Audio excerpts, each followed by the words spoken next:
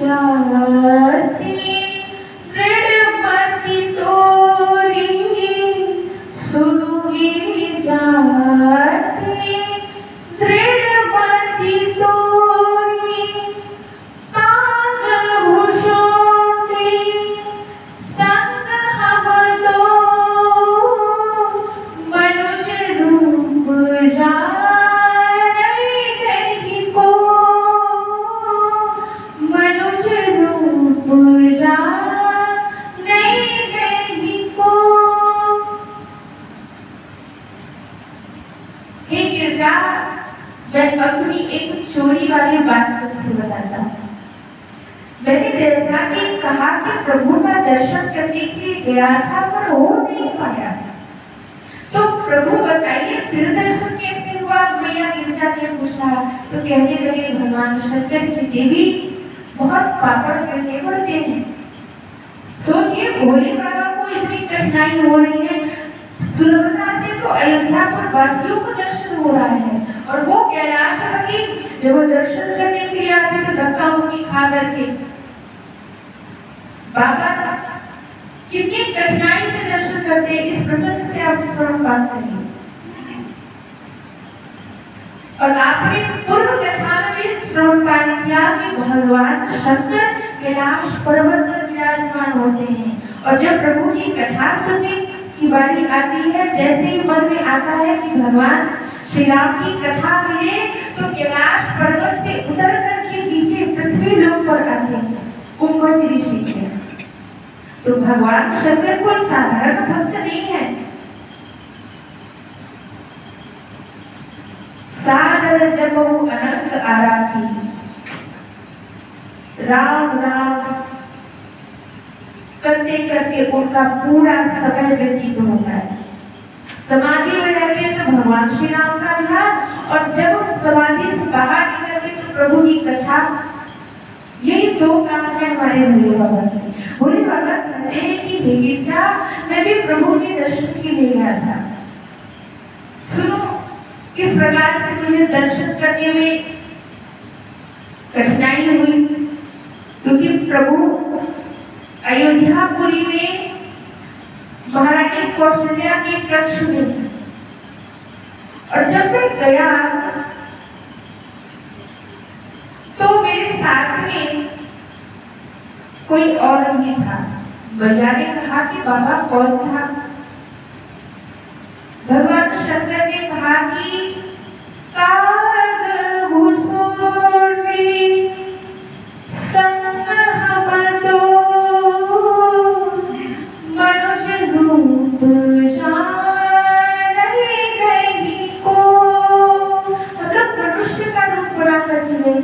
भोले बाबा से भैया पार्वती ने कहा कि भगवान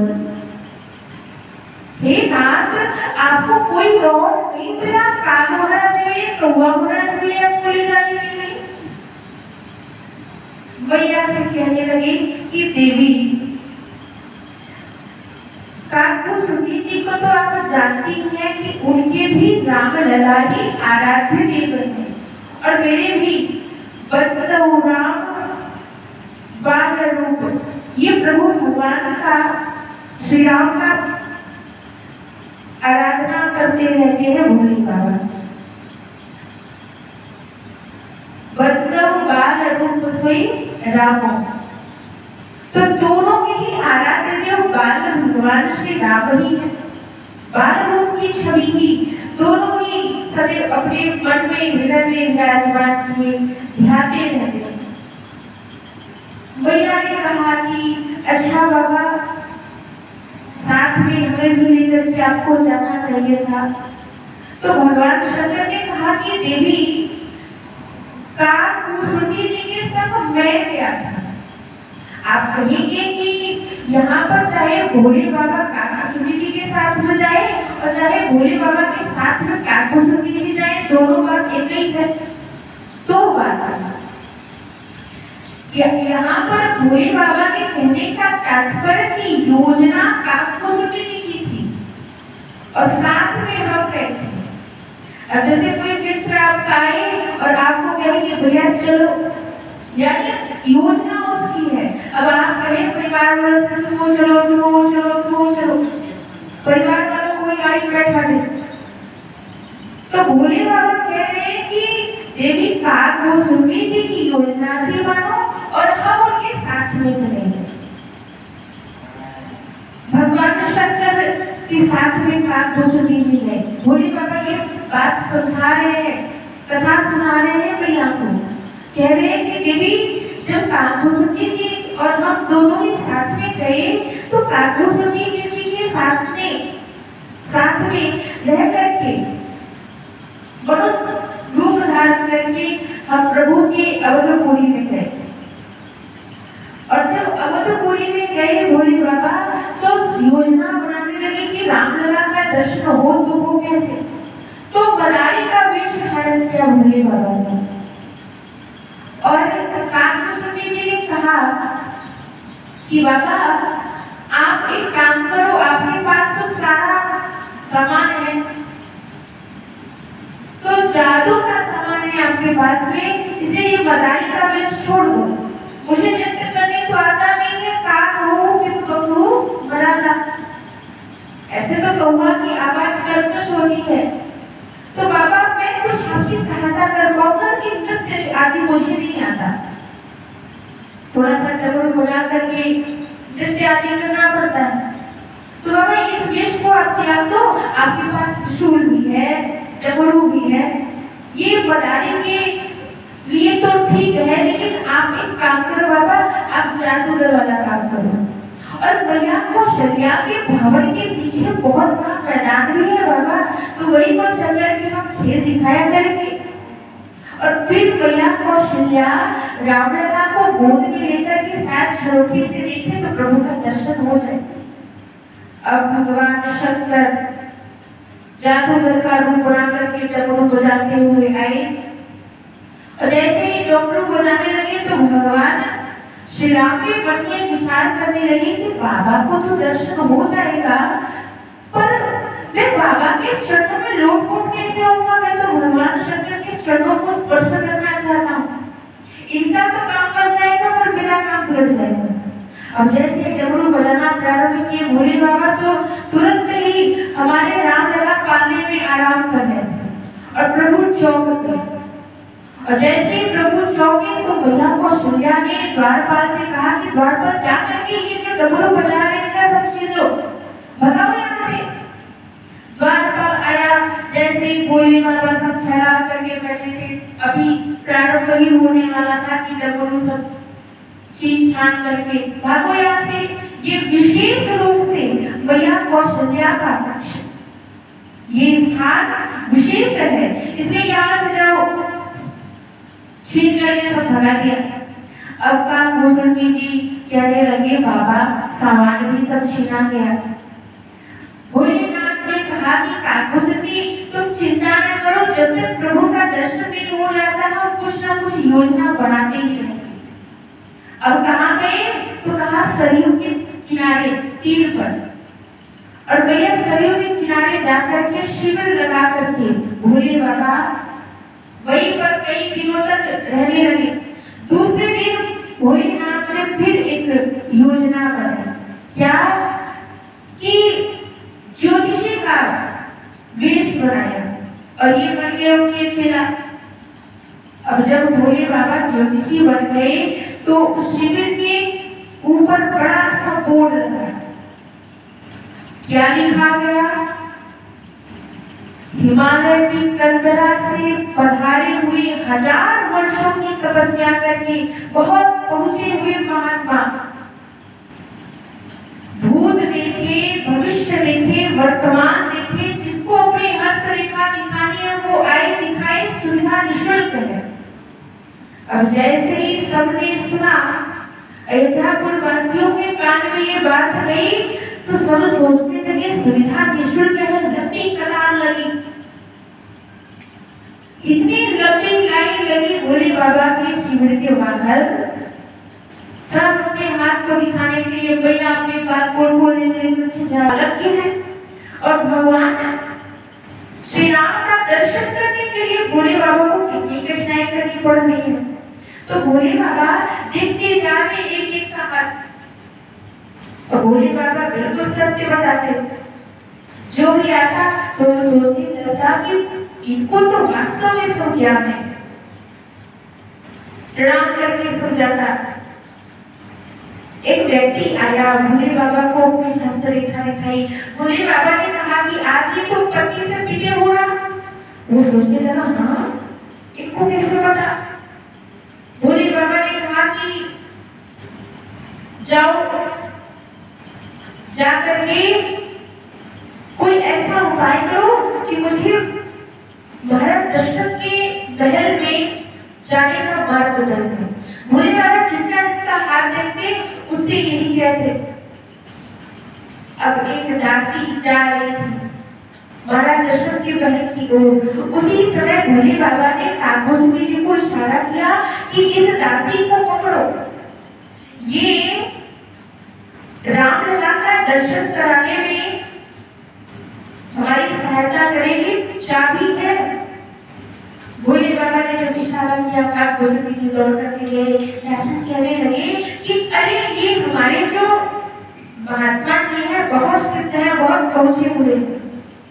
एक बार इनको अपनी हस्तरेखाएं दिखाओ, अपने बालक की हस्तरेखाएं दिखाओ और फिर भविष्य के बारे में बताओ। एक बार देखो तो सही। दासी आई, अपने बालक की हस्तरेखा को दिखा करके, और जब पूछा तो भगवान शंकर ने बिल्कुल सत्य बता दिया। दासी बड़ी मगन हुई, कहने लगी मैं आपको मुंह मांगा दूंगी। भगवान शंकर ने कहा कि देवी केवल एक कृपा कर दो। दासी ने कहा कि क्या? तो भगवान शंकर ने कहा कि बस एक ही कार्य करना है कि मुझे कैसे भी करके दशरथ महल में प्रवेश दिला दो। अब भैया कौशल्या के पास वो जब दासी आई, तो दासी जैसे ही आई तो भैया कहने लगी अरे बता तो सही इतनी विलंब क्यों कर दिया।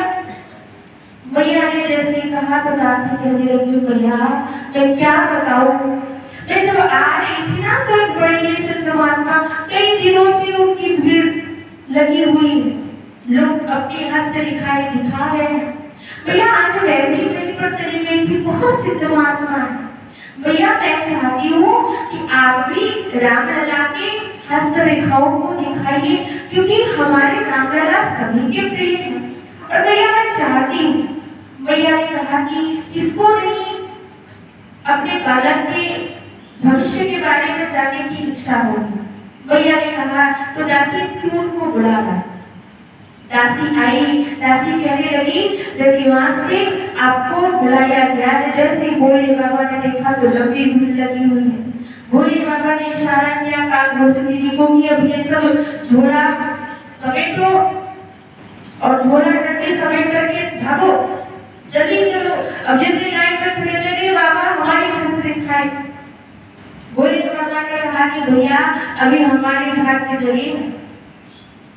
भोले बाबा जैसे जैसे निकले दौड़ते भागते काकोसुरी जी के साथ में दासी के पीछे पीछे आए। और जैसे ही आए तो दासी ने कहा कि महात्मा जी एक बात है भाई।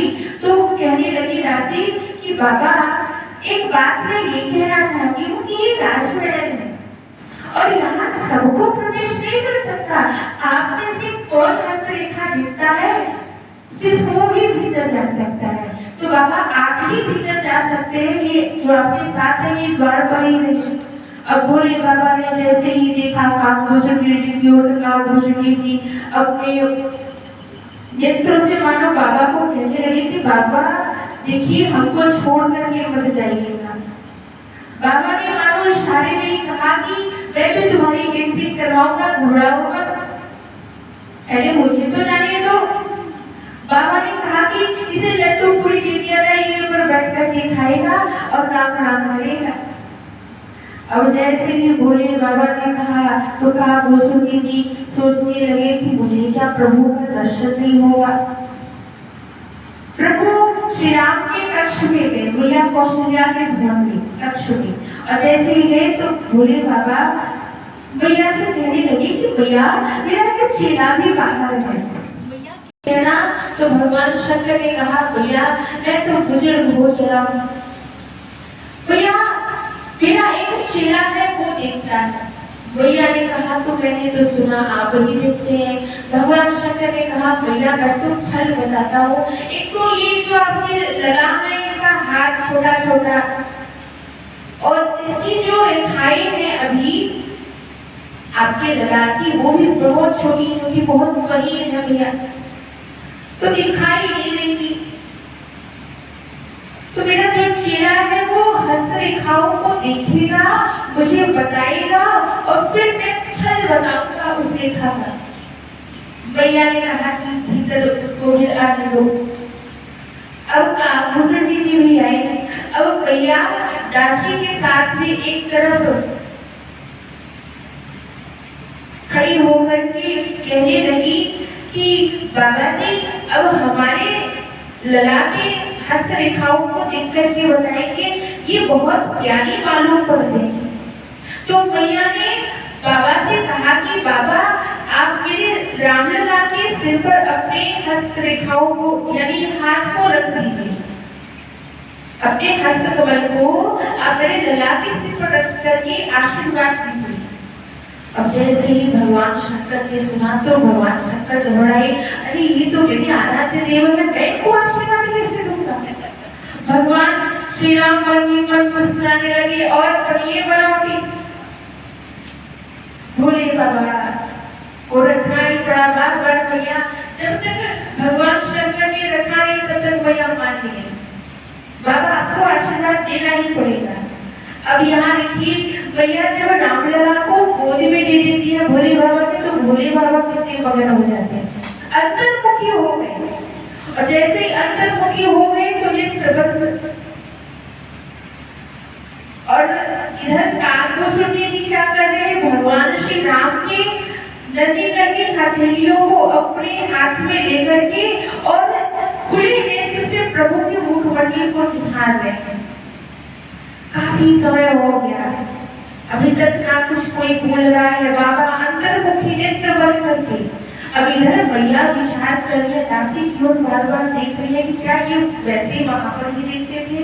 अब भैया जैसे ही दासी की इशारों में जैसे बोलने लगी तो दासी कहने लगी कि भैया वहां पर तो ऐसा नहीं देखते थे, वहां पर तो सिर्फ हाथ देखते थे और लोग इतनी भीड़ थी कि वहां पर लोग जल्दी जल्दी जाया भी करते थे। भैया कहने लगी यहाँ इतनी देर से विलंब हो रहा है, ये अभी तक देखे हुए।